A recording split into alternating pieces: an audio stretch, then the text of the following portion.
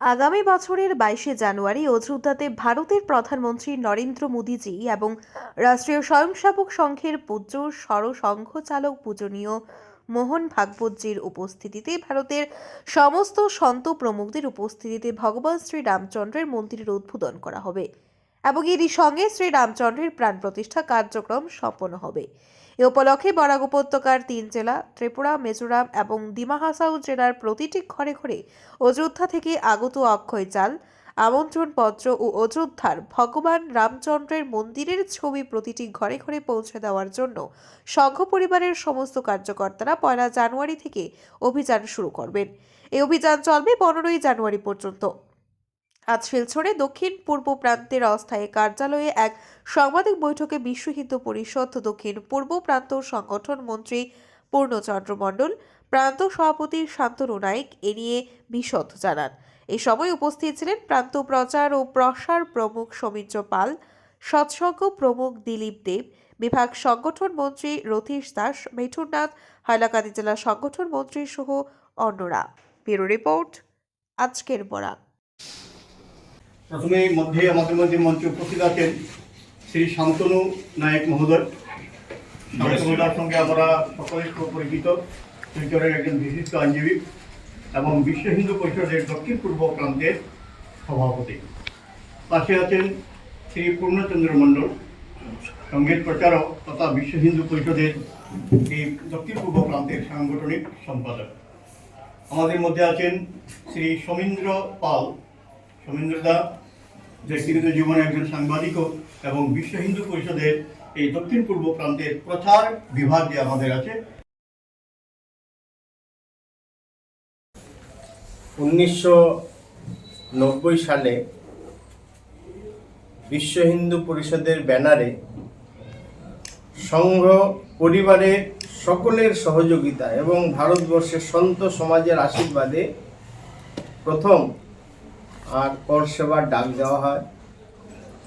আর সেই কর সেবাতে আমরা দেখেছি অযোধ্যায় যাওয়ার জন্য সেই সময় হাজার হাজার লোক, শুধু নয় লক্ষ লক্ষ লোক সমস্ত ভারতবর্ষ থেকে বিশ্ব হিন্দু পরিষদকে তারা লিখে দিয়েছে যে আমার যদি রাস্তায় কিছু হয়, কোনো ঘটনা হয়, তার জন্য দায়ী আমি, এবং অযোধ্যায় যদি জীবন চলে যায় তো আমি মনে করবো যে ঈশ্বরের সবচেয়ে বড় জিনিস যে আমি মুখ্যধামে আমার জীবন বিসর্জনে, এইরকমভাবে তারা ফর্মে লিখে সিগনেচার করে তারা সেই সময় অযোধ্যাতে গেছিল। সেই সময় শরৎ কোঠারি, রাম কোঠারি শহীদ হয়েছে আমরা দেখেছি, কিন্তু আমরা জানি যে সেই সময় সেই যে আন্দোলন ছিল এটা সংগঠিত শক্তির আন্দোলন ছিল। আমরা জানি প্রায় 500 বছর ধরে রাম মন্দিরের আর লড়াই চলছে। 78 বার সামনাসামনি সংঘর্ষ হয়েছে, প্রায় 4.5 লক্ষ সাধু সন্ত হিন্দু সমাজ সেখানে জীবন দিয়েছে।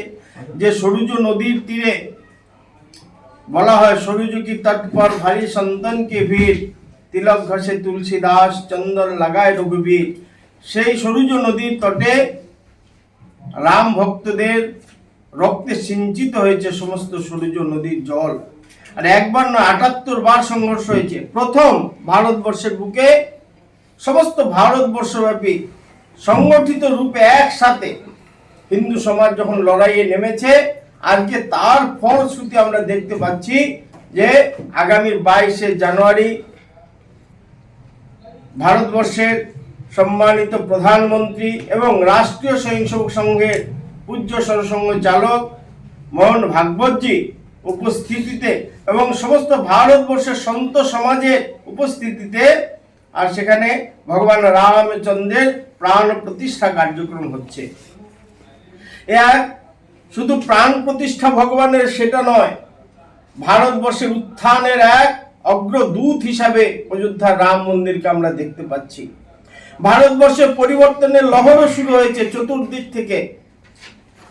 যে সমস্ত রাজনৈতিক নেতৃবৃন্দ একসময় বলতে শুরু করেছিল, হিন্দুত্ব সম্বন্ধে বিভিন্ন রকম কটু কথা বলতে শুরু করে দিয়েছিল, আজকে তারা বলতে শুরু করেছে রাম আমাদেরও পূর্বপুরুষ, রাম ভারতবর্ষের সাংস্কৃতিক অমুক প্রতীক, সবকিছু বলা শুরু হয়েছে। কিন্তু দুদিন আগেও আমরা দেখেছি পেপার পত্রিকায় বিভিন্ন জায়গায় তাদের মনোভূমিকা আমরা দেখেছি। আপনারা সাংবাদিক বন্ধু, আপনারা সমস্ত কিছু জানবেন। আজকে কিন্তু তাদের দৃষ্টিভঙ্গি পাল্টাতে শুরু করেছে। আর ভগবানের ইচ্ছা, আমাদেরও সকলের ইচ্ছা যে ভারতবর্ষের সমস্ত হিন্দু সমাজের আর বিশ্বাস ধীরে ধীরে আর রামময় হোক, এবং ভগবান রামচন্দ্রের যে জীবন কাহিনী, যেভাবে ভারতবর্ষকে তিনি এক সময় নেতৃত্ব দিয়েছিলেন, আজকে ভগবান রূপে আমরা যাকে পূজা করি, সেই ভগবান, একটি ছোট্ট প্রসঙ্গ আপনাদের সকলের সামনে রাখছি। ভগবান রামচন্দ্র যখন লঙ্কা জয় করার জন্য শিলার উপরে বসেছেন, সেই সময় বিভীষণ এসেছে দেখা করার জন্য।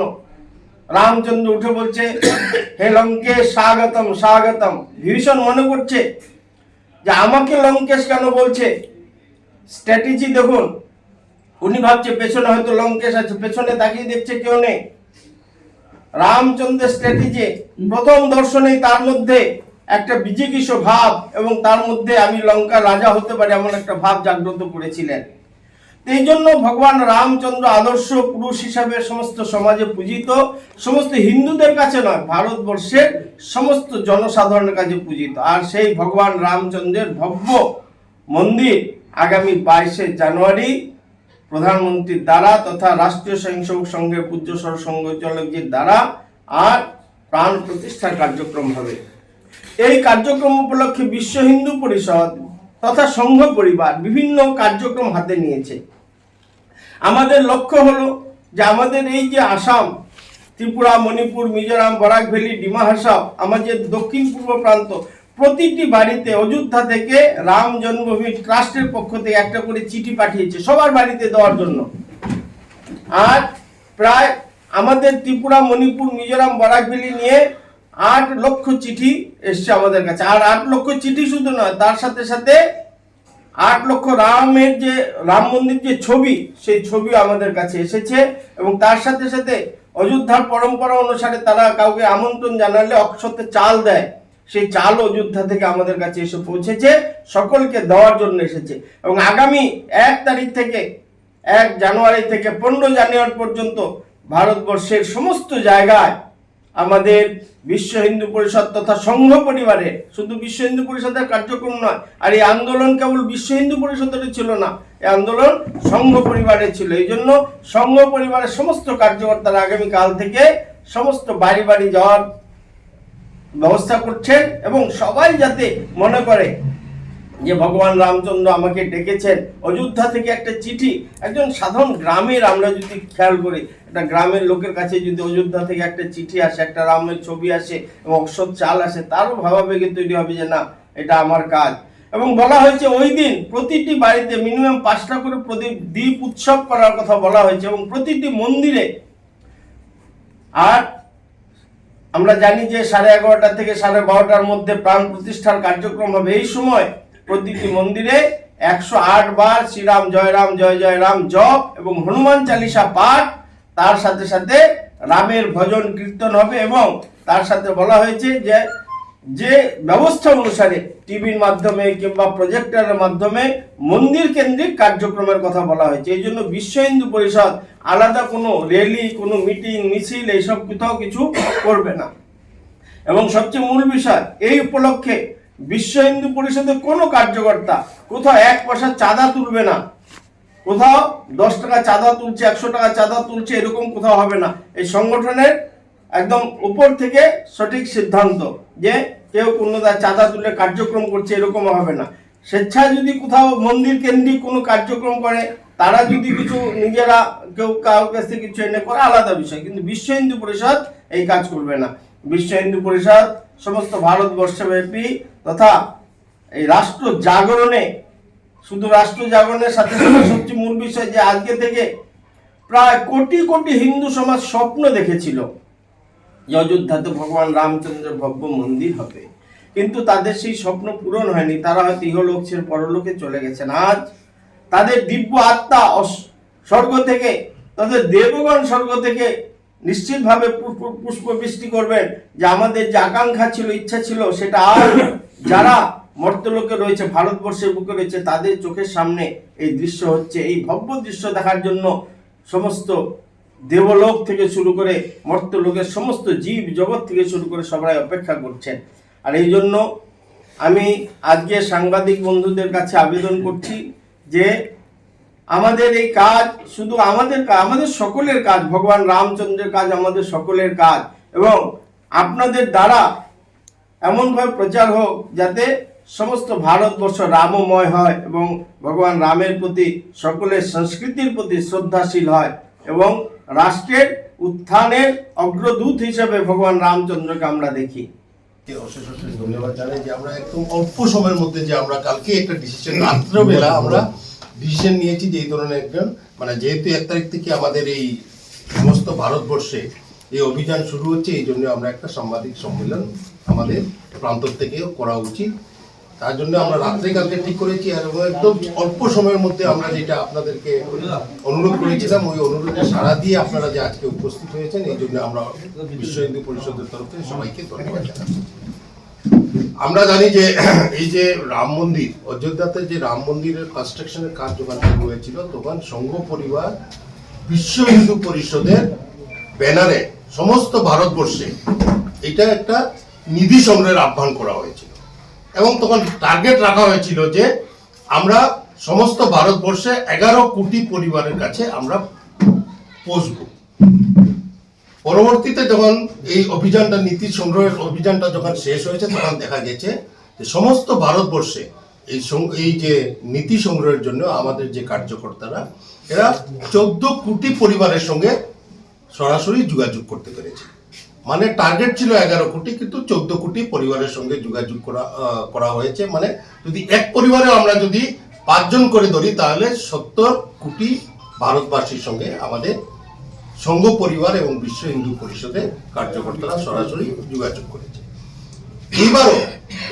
এইবার যেহেতু প্রত্যেকে, অনেকে হয়তো গ্রামের অনেকে গরিব লোক 10 টাকা হলেও একটা, তখন তো কুপন সিস্টেম ছিল, 10 টাকার কুপন, 100 টাকার কুপন, 10 টাকাও দিয়েছে।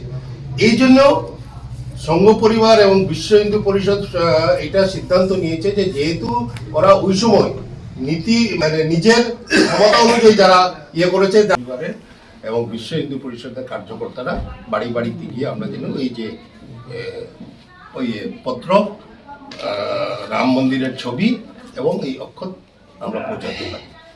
এবং এই বিষয় নিয়ে আমাদের ডে টু ডে খুব সমস্ত প্রান্তেই ভারতবর্ষ তো হচ্ছে, এবং আমরা আমাদের নিজের প্রান্তে, যেমন পরশুদিনে অনলাইন বৈঠক হয়েছে, কালকে হয়েছে, আজকে রাত্রে আবার অনলাইন বৈঠক আছে, এরকম প্রস্তুতি হচ্ছে। এবং গ্রাম পর্যন্ত, গ্রাম লেভেল পর্যন্ত আমরা এই কাজের জন্য পুরা সংঘ পরিবার মিলে যে ছোট ছোট কমিটি তৈরি করা হয়েছে, সমিতি তৈরি করা হয়েছে, যা কারণটা হলো যে কোনো গ্রামটা যেন বাদ না পড়ে, এই চেষ্টাই আমাদের থাকবে যে কোনো বাড়ি এবং কোনো গ্রামটাই এই ব্যাপার থেকে বাদ না পড়ে আমরা যেন সবাই কাছে পৌঁছতে পারি। আর হলো যে ওই যে পূর্ণদা যা বললেন, এটা স্পষ্ট বিশ্ব হিন্দু পরিষদ বা এই যে রাম জন্মভূমি ট্রাস্টের তরফ থেকেই এটা নির্দেশ এসেছে যে এই কি বলে 22 তারিখ নিয়ে, এই অভিযান নিয়ে বিশ্ব হিন্দু পরিষদের কোনো কার্যকর্তারা এই অভিযানের বিষয় নিয়ে কোনো ধন সংগ্রহ করবে না, এবং কোনো কোনো ধরনের র্যালি বা কোনো কিছু হবে না কোনো জায়গাতে। আমরা শুধু প্রত্যেক মঠ মন্দিরের যে সমিতি, বিভিন্ন মঠ মন্দির আছে, এদের সমিতির সঙ্গে আমরা যোগাযোগ শুরু করে দিয়েছি, এবং ওদেরকে অনুরোধ করছি যে ওই দিন এই যে বিশেষ একটা সময় 11টা থেকে 1টা, যে এই টাইমটাতে প্রতিটি মন্দিরকে যদি সেখানকার মন্দির কমিটি খুব সুন্দরভাবে সাজিয়ে তুলে যদি, এবং সেখানে পূজা অর্চনা হয়, এবং যে আমাদের বিজয় মন্ত্র শ্রীরাম জয় রাম জয় জয় রাম, এটা 108 বার প্রতিটা, আমরা চাইবো যে প্রতিটা মন্দিরে এটা যেন বিজয় মন্ত্রটি পাঠ করা হয়। এবং যেখানে যার যে এটাই যে রামের পূজাই করতে হবে, এটাও নয়, নিজের যে আমরা যেটাতে বিশ্বাস করি, যে ভগবানে বিশ্বাস করি, যে সন্ততি যেই আমরা পন্থী হোক না হই না কেন, আমরা নিজ নিজ পদ্ধতিতেই আমরা পূজা অর্চনা করতে পারবো, কিন্তু ওই দিন যেন প্রতিটা মন্দিরে এটা যেন। এবং বিকালবেলা আমরা প্রত্যেককে আহ্বান এটাই করব, বিশ্ব হিন্দু পরিষদ সংঘ পরিবারের তরফ থেকে এটা আহ্বান করা হয়েছে, দীপাবলিতে যেভাবে একটা মাহল একটা সমস্ত জগমগের একটা যে এটা বাতাবরণ তৈরি হয় বা লাইটিং এর ব্যবস্থা হয়, ঠিক এইভাবে ওই দিনও যেন 20, যদি সম্ভব হয় তাহলে 20, 21, 22, নাইলে অন্তত 22 তারিখে এটা যেন করা হয় প্রতিটি বাড়িতে। এবং এটাও যদি না সম্ভব হয়, অন্তত 5টা প্রদীপ প্রতিটি বাড়িতে যেন প্রজ্বলন করা হয় এই রাম মন্দির এর ওই দিন রামলালার প্রাণ প্রতিষ্ঠা উপলক্ষে। এটা হলো আমাদের বিশ্ব হিন্দু পরিষদের তরফ থেকে আহ্বান। এবং যেহেতু এটা সমস্ত সনাতন ধর্মেরই একটা গৌরবের বিষয়, আমরা চাইবো যে প্রত্যেক সনাতনী এটাতে নিজের অংশগ্রহণ করুক। তো আমরা সহযোগিতা বিশ্ব হিন্দু পরিষদ বা সংঘ পরিবারের কার্যকর্তার মারফত যে আমাদের পক্ষে যে এই যে পূর্ণদা একটু আগে বললেন যে এখানে 8 লক্ষ পত্রক এসেছে, 8 লক্ষ এসেছে, আমরা তো চেষ্টা করবই, কিন্তু এটাও সৌভাগ্যের ব্যাপার যে এই জিনিসটা আসার পরে অনেক সংগঠন থেকে আমাদের সঙ্গে যোগাযোগ করা হচ্ছে যে ওরাও এটাতে যোগদান দিতে চায়, ওরা কিভাবে সাহায্য করতে পারে আমাদেরকে।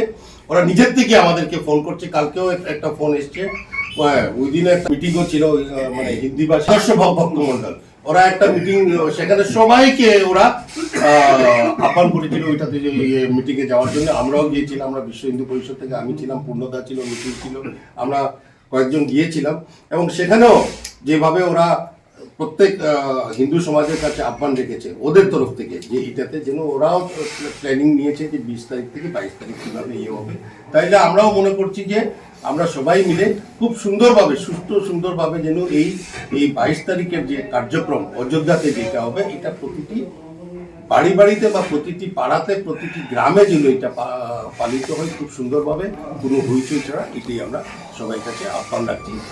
যারা বরাক ভ্যালিতে তথা এইদিকে যারা কর সেবক আছেন, আমাদের দক্ষিণ পূর্ব প্রান্তে যারা কর সেবক আছেন, যাদের কাছে আমরা এখনো পৌঁছাতে, আমরা জানি যে আমাদের কনস্ট্রাকশনের ফলে আমাদের একটু সমস্যা হচ্ছে, কাগজপত্র পাওয়া যাচ্ছে না। তো আমি অনুরোধ করছি যারা এই 14 তারিখে অযোধ্যাতে, 14 ফেব্রুয়ারি অযোধ্যায় যেতে চান, কর সেবক যারা আছেন, নিজের খরচায় যেতে হবে, তারা ইমিডিয়েট আর বিশ্ব হিন্দু পরিষদের কার্যালয়ে যোগাযোগ করবেন। যারা কর সেবক আছে তাদের কাছে হাত জোর করে বিশ্ব হিন্দু পরিষদের অনুরোধ রইল।